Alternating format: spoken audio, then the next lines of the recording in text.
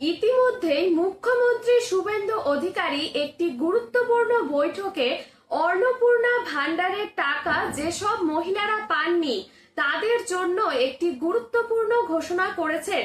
বিশেষ করে যাদের এখনো স্ট্যাটাস আন্ডার ইনকোয়ারি বা আন্ডার প্রসেস বা পেমেন্ট ফেইলার দেখাচ্ছে, তাদের জন্য কি বললেন মুখ্যমন্ত্রী শুভেন্দু অধিকারী, আর যারা এখনো পর্যন্ত টাকা পাননি তারা কি করবেন, সবকিছু আজকের এই ভিডিওতে বিস্তারিতভাবে আলোচনা করব। তাই ভিডিওটি শেষ পর্যন্ত অবশ্যই দেখুন যে অন্নপূর্ণা ভান্ডারে যারা আবেদন করেছেন কিন্তু করার পরেও এখনো অন্নপূর্ণা ভান্ডারের টাকা পাননি, যাদের স্ট্যাটাস এখনো আন্ডার ইনকোয়ারি বা আন্ডার প্রসেস বা বিশেষ করে পেমেন্ট ফেইলার দেখাচ্ছে, তাদের নিয়ে দুশ্চিন্তা রয়েছে যে আপনারা আদৌ টাকা পাবেন কিনা। সেই বিষয় নিয়ে মুখ্যমন্ত্রী তাদেরকে একটি বিশেষ বার্তা দিয়েছেন।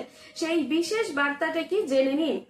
যে বর্তমানে অন্নপূর্ণা ভান্ডার প্রকল্পে আবেদন করার পর অনেকেরই বিভিন্ন ধরনের স্ট্যাটাস দেখাচ্ছে, যেটা বললাম যে কেউ আরো আন্ডার ইনকোয়ারি, কেউ রয়েছে আন্ডার প্রসেস বা কারো রয়েছে পেমেন্ট ফেইলার। এই কারণেই যে অনেক মহিলা দুশ্চিন্তা রয়েছেন যে তারা আদৌ টাকা পাবেন কিনা, সে নিয়ে মুখ্যমন্ত্রী কি বলেছেন শুনুন। যে তিনি জানিয়েছেন যে যোগ্য আবেদনকারীদের অযথা দুশ্চিন্তা করার কোনো কারণ নেই। সরকার ধাপে ধাপে সমস্ত প্রকৃত উপভোক্তাদের অ্যাকাউন্টে অন্নপূর্ণা ভান্ডারের ৩,০০০ টাকা দিয়ে দেবেন। মুখ্যমন্ত্রী আরো বলেন, অনেক জায়গায় ভুল তথ্য ছড়ানো হচ্ছে, তাই দলের নেতাকর্মী এবং প্রশাসনের আধিকারিকরা নির্দেশ দেওয়া হয়েছে তারা যেন মানুষের কাছে সঠিক তথ্য পৌঁছে দেন এবং অযথা আতঙ্ক যেন না ছড়ায়। এবার আসি যে আন্ডার ইনকোয়ারি স্ট্যাটাসের বিষয়ে। যাদের এখনো আন্ডার ইনকোয়ারি স্ট্যাটাস দেখাচ্ছে, এটার মানে কি দেখুন। যাদের এই স্ট্যাটাস দেখাচ্ছে এর অর্থ হলো যে আবেদনটি এখনো সরকারি পর্যায়ে যাচাই করা হচ্ছে। আবেদনকারীর দেওয়া তথ্য, নথিপত্র এবং যোগ্যতার বিষয়গুলো পরীক্ষা করা হচ্ছে। যাচাই শেষ হলে যদি সব তথ্য সঠিক পাওয়া যায় তাহলে আবেদন অনুমোদিত হবে এবং পরে টাকা দেওয়া হবে। এরপর আসি যে আন্ডার প্রসেস স্ট্যাটাসে। এর অর্থ কি, যে এরকম স্ট্যাটাসের অর্থ হলো আবেদনটি আপনার কিন্তু বাতিল নয়, বরং আবেদনটি সরকারি প্রক্রিয়ার মধ্যে রয়েছে। বিভিন্ন দপ্তরের নথি যাচাই, তথ্য মিলিয়ে দেখা এবং অনুমোদনের কাজ চলছে। এই প্রক্রিয়া শেষ হলে স্ট্যাটাস আপনার অ্যাপ্রুভ হয়ে যাবে এবং তারপরে পেমেন্ট আপনাকে রিলিজ করে দেওয়া হবে। এবার আসি সবচেয়ে গুরুত্বপূর্ণ বিষয়, পেমেন্ট ফেইলার। এখন যাদের স্ট্যাটাসটাই পেমেন্ট ফেইলার দেখাচ্ছে তাদের জন্য কি রয়েছে দেখুন। অনেক আবেদনকারী দেখছেন যে সরকার টাকা পাঠানোর চেষ্টা করছে কিন্তু টাকা অ্যাকাউন্টে জমা হয়নি। এর প্রধান কারণ হলো সাধারণত ব্যাংক সংক্রান্ত সমস্যা। দেখুন, এর প্রথম কারণ হতে পারে ডিবিটি বা ডাইরেক্ট বেনিফিট ট্রান্সফার সক্রিয় না থাকা।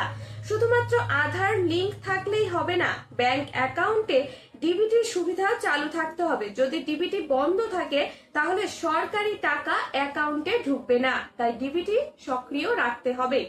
তাই যাদের পেমেন্ট এখন ফেইলার দেখাচ্ছে তারা যত দ্রুত সম্ভব নিজের ব্যাংকে গিয়ে ডিবিটি অ্যাক্টিভ আছে কিনা অবশ্যই চেক করুন।